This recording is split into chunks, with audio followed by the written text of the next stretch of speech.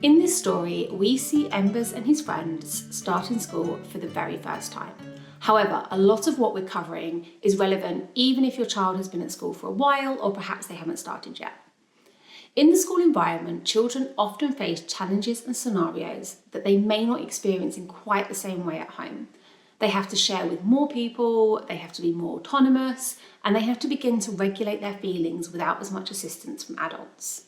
There are so many new skills they're learning, from emotional to physical to social. In this episode, we explore sharing, hand washing, communication, and managing disappointment, just as an example.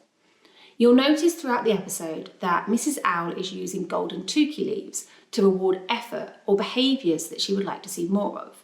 This is called positive reinforcement, a core foundation of social learning theory.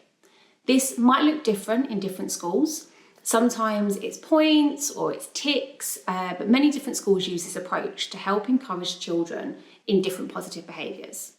We can follow a similar approach at home, helping children to build and practice on skills for school and reinforcing their efforts with stickers or markers that help them to feel confident that they're working hard towards these independent skills. Skills to practice can include physical skills like hand washing, using cutlery, or going to the toilet. It can be emotional skills like recognising when someone else is sad or how to take calm breaths when we're angry, or it could be social skills like sharing and turn taking. Practice can be fun and be sure to reward the effort, not just the result. So after you've watched Well Done Everyone, have a think about which skills your child may need a little boost on and pick one to start to practice today.